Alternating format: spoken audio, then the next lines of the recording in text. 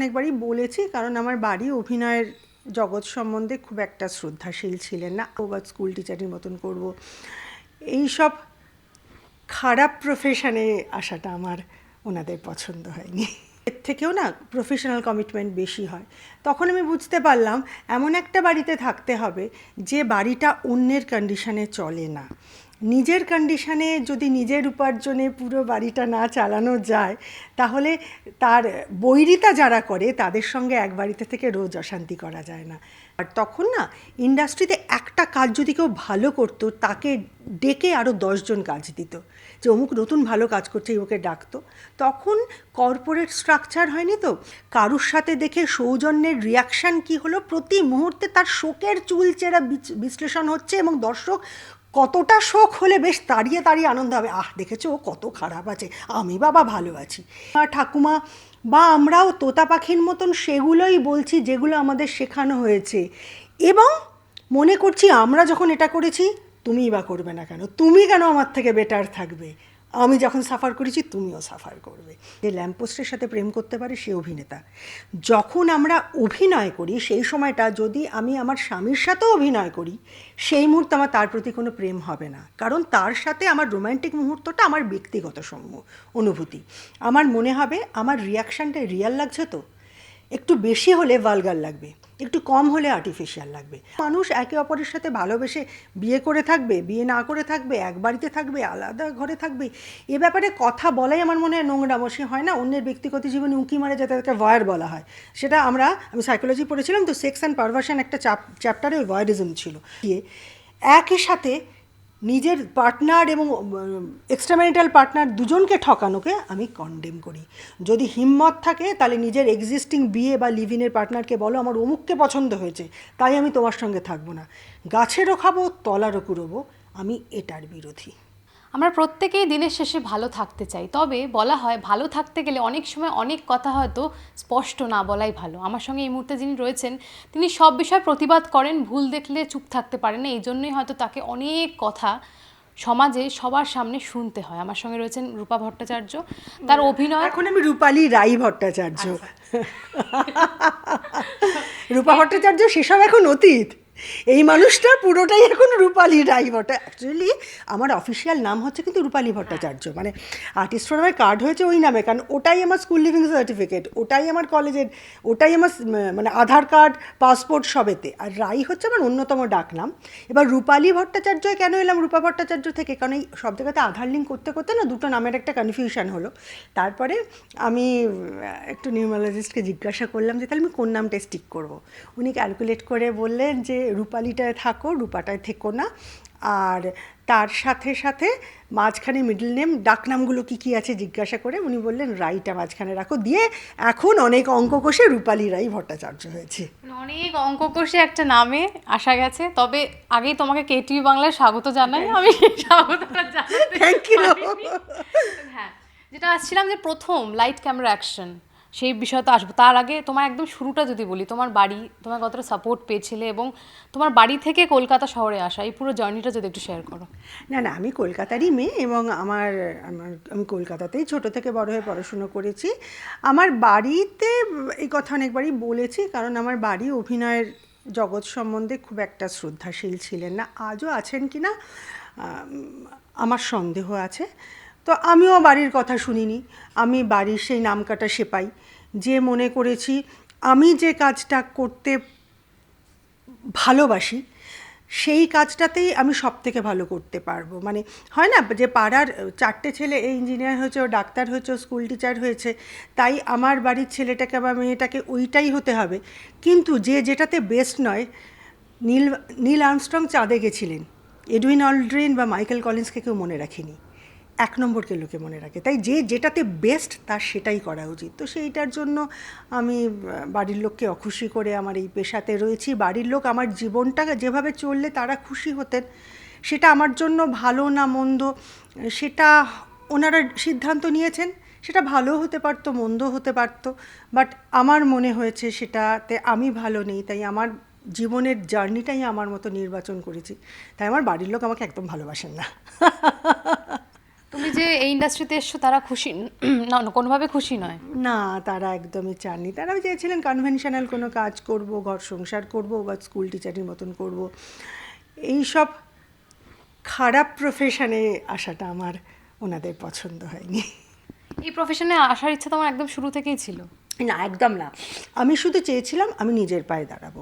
কারণ আমার মনে হয়েছিল যে আমার সমসাময়িক যে ছেলেটি একই রকম পড়াশুনো করে বড় হচ্ছে, তার একটা নিজের আইডেন্টিটি তৈরি হয়। সে ডেফিনেটলি ভবিষ্যতে সংসার করে, কারুর বাবা, সে অলরেডি কারুর ছেলে, কারুর দাদা, কারুর দাদুও হতে পারে, কিন্তু সেটাই তার তার ইম্পর্ট্যান্ট একটা পরিচয়, একমাত্র পরিচয় নয়। তাহলে আরেকটা পরিচয় প্রফেশনালি শেখে। তো আমি প্রফেশনালি কী করব, কিছুদিন সাংবাদিকতাও করেছি প্রিন্ট মিডিয়ামে, এবং তারপরে অ্যাঙ্কারিং তো আমি বরাবরই করছিলাম। তো এই কী করতে চাইছি, কী করলে আমার ভালো লাগবে অ্যাজ ইন সার্চ, সেটা করতে গিয়ে যখন প্রথম দিন আমি ক্যামেরাতে অডিশন দিলাম, that was the love at first sight. আমি দেখলাম ক্যামেরা ইজ সামথিং। আমি যতক্ষণ কথা বলি সে ফোন দেখে না, এদিক ওদিক তাকায় না, 1 সেকেন্ড বলে উঠে যায় না, কারোর সাথে চ্যাট করে না, সে আমি যা বলি হাঁ করে শোনে। তো প্রেম হয়ে গেল। আমি বুঝলাম আমি একেই খুঁজছিলাম। অডিশন দিতে গেছিলে, তখন বাড়িতে জানতো? মানে প্রথম যেদিন অডিশন দিতে তুমি পা রাখলে ফ্লোরে, বাড়িতে জানিয়ে গিয়েছিলে নাকি না জানিয়ে? আমার মাথা খারাপ, না অবশ্যই না জানিয়ে। এবং সেই সময়টা আমি তখন যে বাড়িটাতে ছিলাম সেই বাড়িটা তো যে খুব একটা জানিয়েছিলাম বা তারা খুব একটা গুরুত্ব দিচ্ছিলেন তা নয়, বাট সেই বাড়িতে আমার মাতৃসমা কেউ ছিলেন, তিনি হয়তো আমাকে সেই সাপোর্টটা, সেই অ্যাফেকশানটা দিয়েছিলেন। তারপরে একটা কাজ থেকে আরেকটা কাজ করা শুরু। বাট আমাদের কাজ করতে গেলে যেটা হয়, we cannot afford to be the clock watcher. আমাদের বাড়ির লোকের থেকেও না প্রফেশনাল কমিটমেন্ট বেশি হয়। তখন আমি বুঝতে পারলাম এমন একটা বাড়িতে থাকতে হবে যে বাড়িটা অন্যের কন্ডিশনে চলে না। নিজের কন্ডিশনে যদি নিজের উপার্জনে পুরো বাড়িটা না চালানো যায়, তাহলে তার বৈরিতা যারা করে তাদের সঙ্গে এক বাড়িতে থেকে রোজ অশান্তি করা যায় না। তো তারপরে আমি সুখী গৃহকোণ, শোভের টেলিফোন, তো সেই সব ছেড়ে ঝোলা কাঁধে বেরিয়ে পড়লাম। কারণ আমার মনে হয়েছিল একটা বৃহত্তর পরিবার আমায় ডাকছে। Camera, light, sound, action, films, serials, artist, technician, channel, producer, distributor, makeup, এটার বাইরে আমি সত্যি বলছি, আমাকে এখন যদি কোনো মানুষ বলে যে আমি তোমাকে 1 কোটি টাকা দিয়ে দিচ্ছি, তুমি শুধু এটা ছেড়ে অন্য কিছু করো, আমি বলবো জাস্ট আমাকে পছন্দের মতন চরিত্র দাও, আর আমার কিচ্ছু চাই না। আমি একটা কথা মেনশন করলে যে তোমার পরিবার বলেছিল এটা খারাপ প্রফেশন। খারাপ ইন দ্য সেন্স কি ভাবতেন তারা? মানে এমনি অন্যদের, মানে আমাদের এখান থেকে বেরিয়ে গেলে সোসাইটির কাছে এই প্রফেশনটা একটা অন্যরকম, মানে ভুল বা ঠিক সেটা আলাদা বিষয়, কিন্তু তোমার বাড়ি কি ভাবতেন এই প্রফেশনটা নিয়ে? আসলে তখন তো সোশ্যাল মিডিয়াটা এরকমভাবে ছিল না, তাই একটা প্রচলিত অর্থেই ধারণা ছিল লোকে ফিল্মে নামছে মানে অধঃপতন হচ্ছে।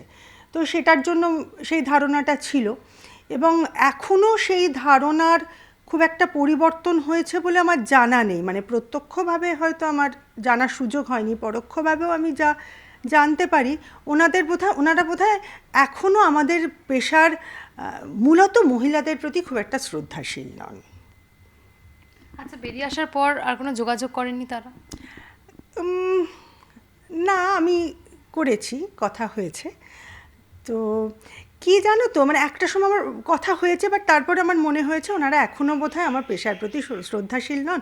আসলে কি, যারা সন্ধ্যাবেলা মন্দিরে গিয়ে আরতি করেন, তার কাছে তার ইষ্ট দেবতা না, তার সেই ব্যাপারে খুব সেন্সিটিভ। কারুর বাড়িতে গিয়ে তার বাবা মায়ের ছবি বা তার ইষ্ট দেবতার ছবি যদি কেউ অপমান করে মারিয়ে চলে যায়, তিনি সাংঘাতিক রুখে দাঁড়াবেন।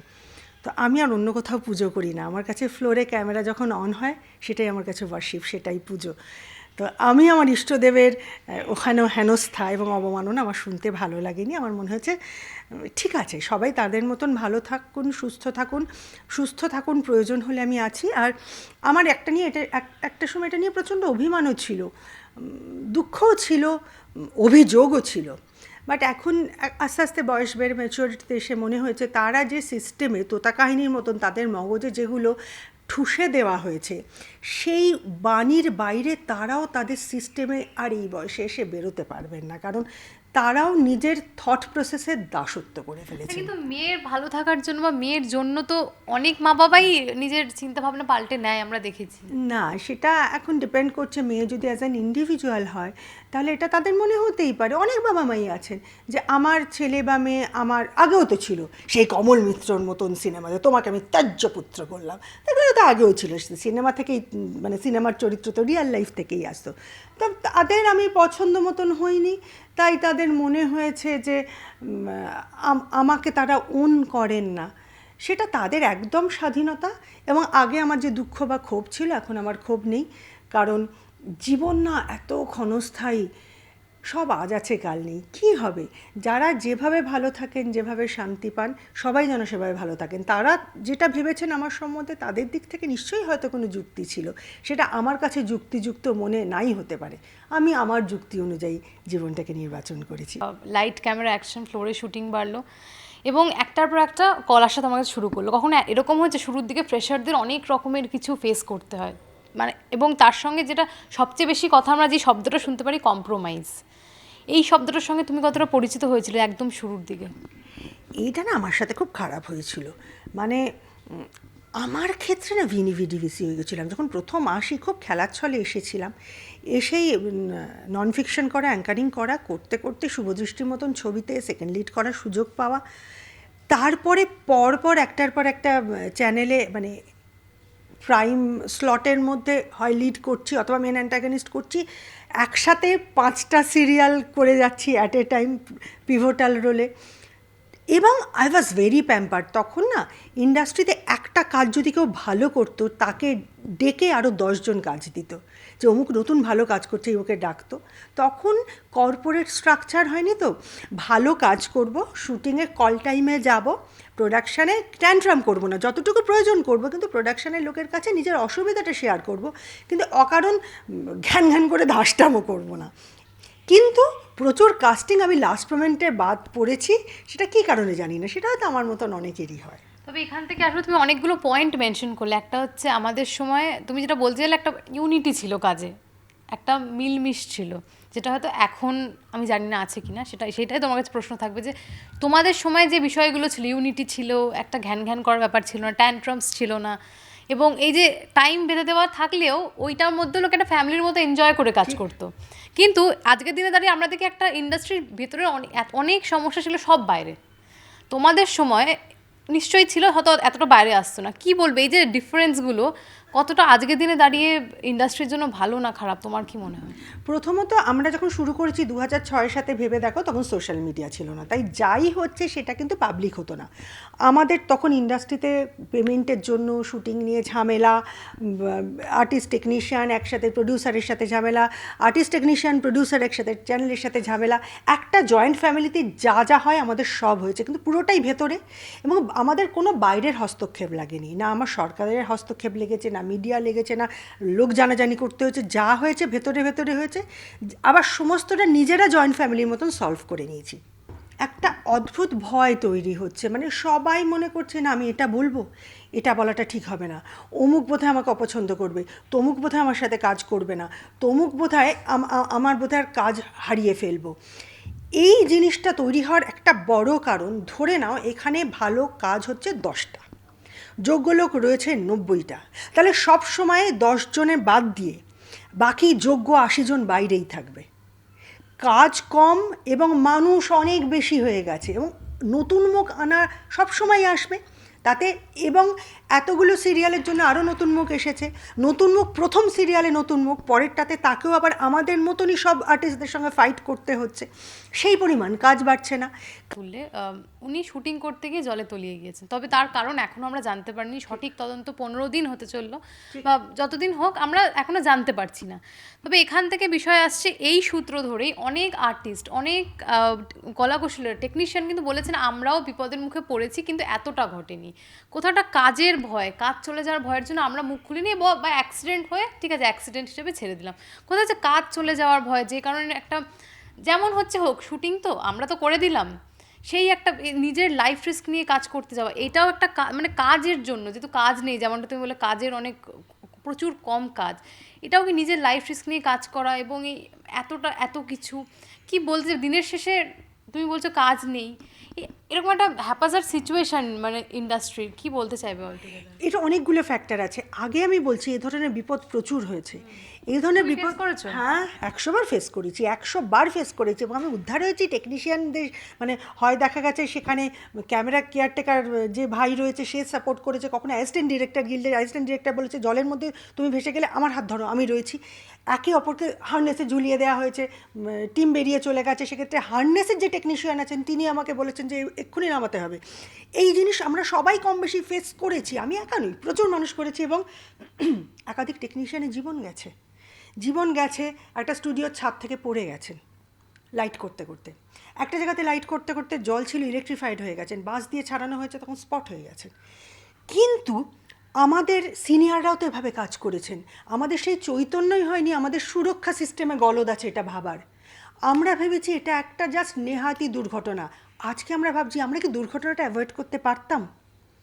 কিছু দুর্ঘটনা তো আমরা চাইলে আগে থেকে অ্যাভয়েড করতে পারি। আমি একটা স্টিলেটো পরে যদি একটা খাড়াই সিঁড়ি দিয়ে দৌড়ে দৌড়ে যাই তাহলে আমার পড়ে যাওয়ার সম্ভাবনা বাড়ে, নাকি আমি আস্তে আস্তে গেলে সেটাকে অনেকটা আমি কমাতে পারি।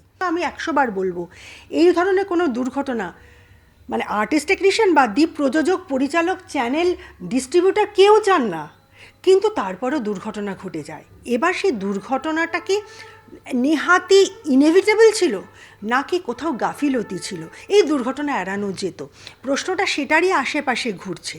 এবং এই গোটা বিষয়টা নিয়ে আরও ধোঁয়াশা তৈরি হয়েছে।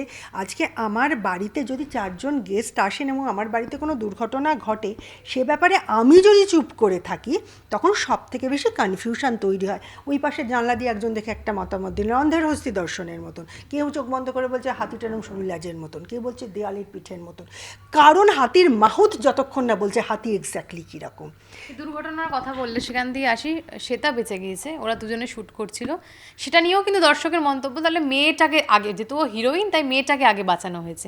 এই যে সবসময় একটা মেয়েকে বা একটা হিরোইন হলে হিরোইনকে, একটা অ্যাক্ট্রেসকে বা একটা মেয়েকে, একটা কোটান করে একটা ফিমেল বিষয়টাকে একটা ক্যাটাগরিতে দাঁড় করিয়ে দেওয়া, সেটা যে কোনো বিষয়কে, এর আগেও আমরা দেখেছি আরজিকর কাণ্ড, সেখানেও এরকম বিষয় হয়েছে এবং নানা রকমের কথাবার্তা মন্তব্য আমাদের সামনে এসছে। কি মনে হয় আজকের দিনে দাঁড়িয়ে সোসাইটি কতটা সেফ একটা মহিলার জন্য? দুটো কথা বলে এর প্রসঙ্গে। এক, তুমি শ্বেতার কথা বলছো, আমি জানি না তুমি দেখেছিলে কিনা, আমি সলিডারিটি ফর প্রিয়াঙ্কা সরকার বলে খুব ক্ষেপে গিয়ে একটা ভিডিও করেছিলাম, যে যেখানে প্রিয়াঙ্কা কতটা শোকে বিহ্বল হলো, গাড়ির সিট বেল্টে চুল আটকে গেলে চুল কেন ছাড়ালো, তার মুখের কারুর সাথে দেখে সৌজন্যের রিয়াকশান কী হলো, প্রতি মুহূর্তে তার শোকের চুলচেরা বিশ্লেষণ হচ্ছে এবং দর্শক কতটা শোক হলে বেশ তাড়িয়ে তাড়িয়ে আনন্দ হবে, আহ দেখেছো ও কত খারাপ আছে, আমি বাবা ভালো আছি।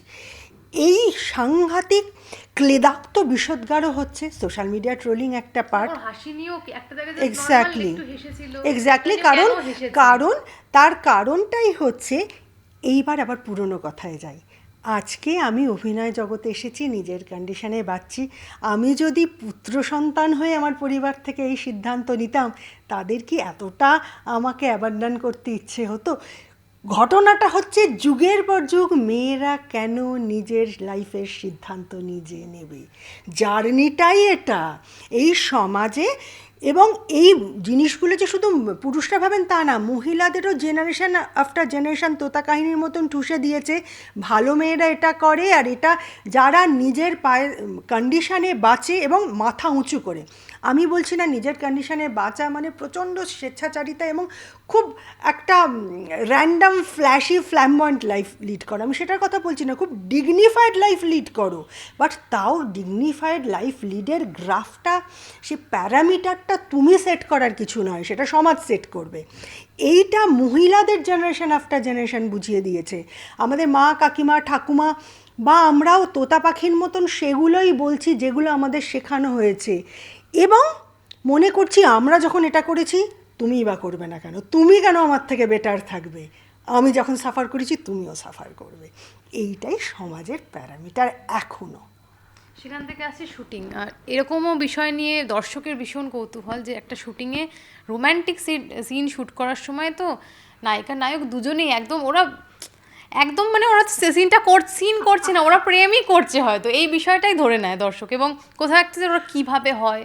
তুমি আজকে একটু বলে দাও তো, যে একটা যখন শ্যুট হয় আমরা জানি যে চারিদিকে 10 জন 11 জন লোক থাকে এবং একজন ক্যামেরা দিচ্ছে তো আরেকজন লাইট দিচ্ছে, মানে এই বিষয়টা অতটা ইজি নয় যতটা মন্তব্য করা যায়, এবং যতটা ফেসবুকের পাতায় যেহেতু যা ইচ্ছা লেখা যায় অতটা ইজি নয়। আমার জীবনে প্রচুর রোম্যান্টিক সিন করেছি এবং তার মধ্যে প্রচুর বেড সিনও থেকেছে।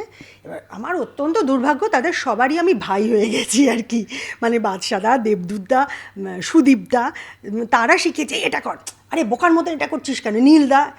নীলদার সাথে একটা বেড সিন হচ্ছে, সে বেড সিনে পায়ের শট যাচ্ছে, পায়ের বিজনেস হচ্ছে, আর এরকম ফোন ঘাঁটতে ঘাঁটতে বলছে নীলদা, বলছে কি, বলছে আমার না টয়লেটে যেতে হবে, চুপ করে থাক, ডিরেক্টর খুব থাপ্পড় মারবে, মানে এইরকমও হয় না। যেটা দর্শকদের মনে হয় আমাদের রোম্যান্টিক সিন করতে করতে কিছু তো একটা থাকে, নয়তো এই ফিলিংটা আসে কী করে। বাপাদিত্য বন্দ্যোপাধ্যায় পরিচালক, উনি আর নেই, উনি একটা কথা শিখিয়েছিলেন যে ল্যাম্পপোস্টের সাথে প্রেম করতে পারে সে অভিনেতা। যখন আমরা অভিনয় করি সেই সময়টা যদি আমি আমার স্বামীর সাথেও অভিনয় করি, সেই মুহূর্তে আমার তার প্রতি কোনো প্রেম হবে না, কারণ তার সাথে আমার রোম্যান্টিক মুহূর্তটা আমার ব্যক্তিগত অনুভূতি। আমার মনে হবে আমার রিয়াকশানটা রিয়াল লাগছে, তো একটু বেশি হলে ভালগার লাগবে, একটু কম হলে আর্টিফিশিয়াল লাগবে।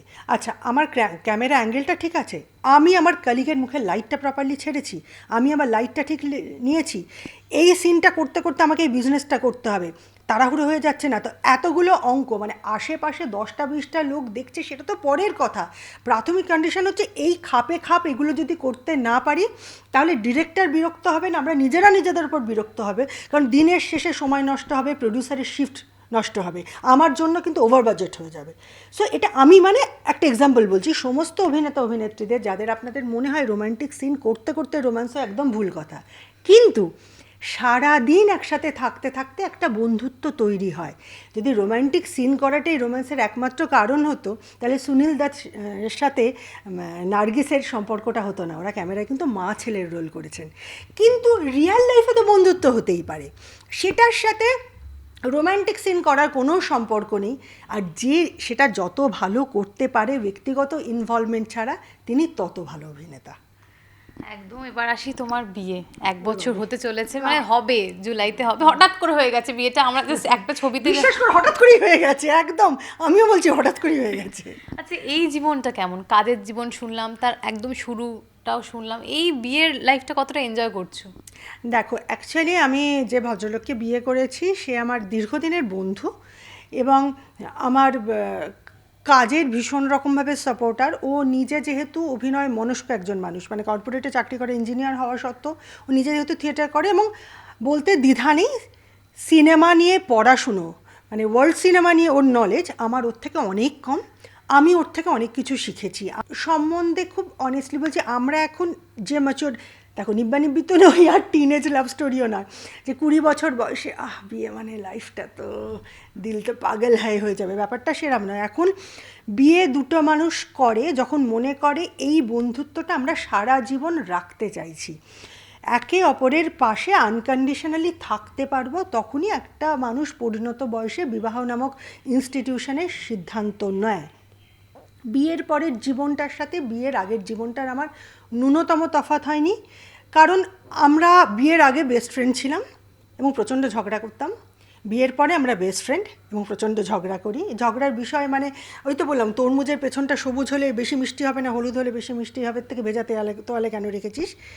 একটাই তফাৎ হয়েছে, বিয়ের আগে যদি দেখতাম ওর ফ্ল্যাটে কোনো জিনিস নষ্ট হচ্ছে, আমি বড় জোর বলতাম দেখ তোর এটা কিন্তু নষ্ট হচ্ছে, গেলে ওর যাবে, আর এখন তো গেলে আমারও যাবে। সারাদিন সেগুলো সব গোছাতে গোছাতে আমার মাথার ঘাম পায়ে পড়ে যাচ্ছে। এই মুহূর্তে দাঁড়িয়ে আমরা দেখতে পাচ্ছি লিভ ইন বিষয়টা অনেকটা বেড়ে গিয়েছে, তাই লিভ ইন লোকে থাকছে সেটাতে কোনো বিষয় না, তবে তারপরে ভাল লাগছে না ছেড়ে দিচ্ছে, এই বিষয়টাকে কি তুমি মানে সমর্থন করো যে মানে থাকা, তারপরে একটা তো বলা হয় 4 দেওয়ালে একসঙ্গে না থাকলে কোনোদিন মানুষ চেনা যায় না, কিন্তু তবুও একসঙ্গে থাকার পরে যে ছেড়ে দেওয়া, এটা নিয়েও দর্শকের মন্তব্য রয়েছে, তবে এই বিষয়টাকে কি তুমি লিভ ইন শব্দটাকে কি তুমি সমর্থন করো? দেখো, দুটো মানুষ, লিভ ইন শব্দ আমি সমর্থন করার থেকে আমাদের কোর্টে সমর্থন করে, এটা বেআইনি কাজ কিছু নয়। দুটো মানুষ একে অপরের সাথে ভালোবেসে বিয়ে করে থাকবে, বিয়ে না করে থাকবে, এক বাড়িতে থাকবে, আলাদা ঘরে থাকবে, এ ব্যাপারে কথা বলাই আমার মনে হয় নোংরামো। সে হয় না অন্যের ব্যক্তিগত জীবনে যখন উঁকি মারে যাতে তাদেরকে ভয়ার বলা হয়। সেটা আমি সাইকোলজি পড়েছিলাম তো, সেক্স অ্যান্ড পারভার্সন একটা চ্যাপ্টারে ওই ভয়ারিজম ছিল। তো আমি ভয়ার হতে চাই না। সুতরাং একসাথে থাকবে না তারা একসাথে থাকবে না, এটা একদম একদম দুজনের ব্যক্তিগত সিদ্ধান্ত, কারণ তাদের লাইফটা আমি গিয়ে লিড করছি না। একটা কথা বলতে পারি, দুটো মানুষ ভালোবেসে একসাথে যদি না থাকতে পারে, কাদা ছোড়াছড়ি, মারামারি, একে অপরকে অপমান করে একসাথে থাকার থেকে আলাদা ডিগনিফাইড ওয়েতে বন্ধুত্ব রেখে যদি থাকা যায়, আমি সেটাকে সমর্থন করি। নাম্বার 2, বিয়ে নামক ইনস্টিটিউশনে থেকে অন্য কোনো মহিলা বা পুরুষের কাছে আমি তো বিয়ে খুব অসুখী, চলো আমি তোমাকেই ভালো রাখবো বলে আর একজনের সাথে নতুন স্বপ্ন দেখিয়ে একই সাথে নিজের পার্টনার এবং এক্সট্রাম্যারিটাল পার্টনার দুজনকে ঠকানোকে আমি কন্ডেম করি। যদি হিম্মত থাকে তাহলে নিজের এক্সিস্টিং বিয়ে বা লিভ ইনের পার্টনারকে বলো আমার অমুককে পছন্দ হয়েছে, তাই আমি তোমার সঙ্গে থাকবো না, গাছেরও খাবো তলারও কুড়োবো, আমি এটার বিরোধী। বিষয়টায় বিশ্বাস করতে বা সম্পর্কে, যেহেতু আমরা বন্ধুত্বর মধ্যে থাকি, বন্ধুও অনেক হারাই আমরা, উইথ টাইম আমরা মানুষ চিনতে শিখি এবং মানুষের থেকে ঠকিও। কখনো মনে হয়েছে যে আবার একটা মানুষকে বিশ্বাস করবো, কখনো একটা মানুষকে বিশ্বাস করব, এতটা বিশ্বাস করব, যদি কোথাও আঘাত পাই এর থেকে একা থাকা ভালো, এই বিষয়টা নিয়ে কখনো ব্যাক এন্ডে মাথায় ঘুরেছে? দেখো, এটা তো হতে পারে না, আমার এই বয়সে এটা আমার জীবনের প্রথম সম্পর্ক। আমার এর আগে সম্পর্ক হয়েছে, সেই সম্পর্ক নিজের সিদ্ধান্তে হোক, আমার পরিবারের সিদ্ধান্তে হোক, সেটা নিয়ে আমি কখনোই কথা বলিনি, কারণ আমি যে বললাম না, ব্যক্তি মানুষ হিসেবে একে অপরের প্রতি কাদা ছোড়াছুড়িতে আমি বিশ্বাস করিনি। একটা সম্পর্ক থেকে আমি বেরিয়ে এসেছি, তার মানে সেখানে নিশ্চয়ই কিছু আমার অপছন্দের জিনিস ছিল, সেটা হয়তো দুপক্ষেরই ছিল। আমি বিশ্বাস করেছি যে কোনো সম্পর্ক থেকে বেরিয়ে আসার পরও একে অপরের প্রতি শ্রদ্ধাবোধ মেনটেন করাটা উচিত, যে কারণে আমি সেগুলো নিয়ে কথা বলিনি, এবং এখনও আমার তাদের সাথে যথেষ্ট সুসম্পর্ক আছে। তারা তাদের জীবনে এগিয়ে গেছেন, তাদের জীবনে আমি থাকাকালীন বা আমি না থাকাকালীন অন্য পার্টনার এসেছে, তাদের সঙ্গে ভালো রয়েছেন। এই এত বছর পরে অমুক দিন অমুক সময় তমুক আমায় এই করেছিল, সেটা আমার খুব খারাপ হয়েছিল, এই নোংরামি কাদা ছোড়াছড়িতে আমি বিশ্বাস করি না। তাই আমার জীবনে ঘটেছা যা অতীতের কোনো সম্পর্ক নিয়ে আমি বর্তমানে কথা বলি না। তার একটা সবথেকে বড় কারণ, তাদের ব্যক্তিগত জীবনটা ঘেটে যাবে, তারা কিন্তু আমার মতন পাবলিক ফিগার নাই হতে পারেন। তাদের ব্যক্তিগত জীবনে হাটে হাড়ি ভেঙে তাদেরকে অসম্মান করার আমার কোনো প্রবৃত্তি নেই। ঠিক আছে, যেটা ছিল ছিল, যেটা নেই নেই, একে অপরের প্রতি শ্রদ্ধাবোধ তো রয়েছে, সেখানে ওই যে বলেছি বাইরের লোকের উঁকি মারার কিছু নেই। কিন্তু হ্যাঁ, যেহেতু সম্পর্ক ব্যাপারটা খুব ভোলাটাইল এবং ক্ষণস্থায়ী জায়গাতে দাঁড়ায়, তার একটা বড় কারণ হয়তো আমাদের টলারেন্স লেভেল সময়ের সাথে সাথে কমেছে। আমরা নিজেরা সারভাইভ করার জন্য, প্রফেশনালি এক্সিস্ট করার জন্য, সমাজে বেঁচে থাকার জন্য এত কঠিন একটা লড়াই দিয়ে যাই, তার সাথে সাথে নিজের ব্যক্তিগত জীবনের অ্যাডজাস্টটা কোথাও কম্প্রোমাইজ হয়ে যায় এবং ধৈর্যহীনতা হয়ে যায়। হয়তো অপশানস বেশি আছে এখন, সাহস বেশি, আগে সমাজের চক্ষু লজ্জা যতটা ছিল এখন সেটা নেই, তার ফলে এই পথ পরিবর্তন হয়। এবং প্রত্যেকের এমনও হতে পারে, কোনো কোনো মানুষ একটা এক্সিস্টিং সম্পর্কে মনে হচ্ছে তিনি ডিপ্রেশনে এমন জায়গায় পৌঁছচ্ছেন, তিনি সারা জীবন মানসিক নির্যাতিত হওয়ার একটা পিল খাচ্ছেন। তাই কে কোন অবস্থায় থেকে সেই সম্পর্ক থেকে বেরিয়ে আসছেন সেটা তো সে জানেন। আমার একাধিক সম্পর্ক হলে সে আগের সম্পর্কতে আমি কেন নিই সেটা আমি জানি, আর যারা ছিলেন তারা জানেন। এখন তো সেই নোংরা কাদা ঘেঁটে তো লাভ নেই, সেটা তো সুস্থ রুচির পরিচয় নয়। কিন্তু হ্যাঁ, সম্পর্ক করতে তো মানুষ ভয় পায়। আর সেখানে দাঁড়িয়ে আমার নিজের মনে হয়েছিল যে আমি তো ভীষণ রকমের একটা জন টাইপের মানুষ, যে আমি খুব যে একটা আট পৌড়ে লাভি ডাভি কি সুন্দর বরের সাথে ঘুরতে চাইছি, আমি সেই ধরনের মানুষই নই। আমি বিশ্বাস করি একটা সংসার দায়িত্ব স্বামী স্ত্রী দুজনে একদম সহযোদ্ধা, দুই বিপ্লবীর মতন সেই সংসারের নৌকোটাকে টেনে নিয়ে যেতে হবে। রিল থেকে কাস্টিং হয়, এই বিষয়টা নিয়ে কি বলতে চাইবে? এটা একটা সময় খুব হুপ উঠেছিল, আমার মনে হচ্ছে এখন সবাই ডিসিলিউশন বুঝে গেছেন, রিল আর অভিনয় করা দুটো এক জিনিস নয়। একটা সময় তো রিলের ফলোয়ার্স দেখে দেখেও হচ্ছিল, বাট তাতেও তো হয়, কিন্তু এখনও হয়। এখন কোনো মানুষ যদি মনে করেন আমি বোকাই হব, এটাই আমার অ্যাম্বিশান কাস্টিং করার সময়, তো সেটা তার চয়েস, আমি কি বলবো, এ ব্যাপারে তো কিছু বলার নেই। কারণ রিল যেমন অ্যাঙ্কারিং থেকে অভিনয়, অ্যাঙ্কারিং একটা আলাদা পেশা, আমি দুটোই করি যেহেতু আমি সেটাই বলছি, অভিনয় একটা আলাদা পেশা, তো একটার সাথে আরেকটার কোনো সম্পর্ক নেই। তাই রিল থেকে যারা মনে করছেন কাস্টিং করবেন, আমার মনে হয় না তাদের রেজাল্ট খুব একটা সাকসেসফুল হয়েছে। একদম শেষ করব, শেষ প্রশ্ন। ইন্ডাস্ট্রিতে সমস্ত সময় অকপট থাকার পরেও শান্তিতে থাকার মন্ত্র কি? যদি তোমাকে আমরা দেখতে পাই যে মন্তব্য রাখি, তারপরে আর কোনো এফেক্ট নেই, একদম শান্তিতে, একদম কিচ্ছু হয়নি, একদম চিল জোনে গিয়ে একদম এই থাকার মন্ত্রটা তোমার কি? তার একটা প্রাথমিক কারণ হচ্ছে আমি ইন্ডাস্ট্রিতে কখনো এমন কোনো কথা বলি না যেটা অন্য কোনো ব্যক্তি মানুষকে আঘাত করে। আমি ইন্ডাস্ট্রিতে কখনো কোনো ব্যক্তি মানুষের নামে রূঢ় কথা বলেছি বা কারুর সাথে রূঢ় ব্যবহার করেছি, এটা খুব গর্বের সঙ্গে বলছি, কেউ এটা আমার সম্বন্ধে বলতে পারে না। এতক্ষণ ধরে যে কথাগুলো বললাম, আমি আমার ব্যাপারেও কিন্তু একদম মানে চাঁচা ছোলা সত্যি কথা বলেছি। আমাকে কাউকে দেখে চোখ নামিয়ে মাথা নিচু করে কথা বলতে হয় না। হ্যাঁ, সম্মানের শ্রদ্ধায় গুরুজনকে দেখে করব, বাট আমার কোনো কাজের জন্য অনুতপ্ত হয়ে সেটা আমাকে করতে হয় না। আমি সাধ্যমতো চেষ্টা করি, ভুল আমি করি, অন্যায় না করতে। আর last but not the least, যখন আমার মনে হয় আমার তো কোনো কাজই নেই, আমি বুঝতে পারছি না আমি কেন কোনো লবিতে নেই, কী করলে যে সবাই আমাকে খুব ভালোবাসবে, তখন আমি ধুর একদিন তো মরেই যাবো, কী হবে এত কিছু ভেবে। থ্যাংক ইউ সো মাচ এতটা সময় দেওয়ার জন্য আমার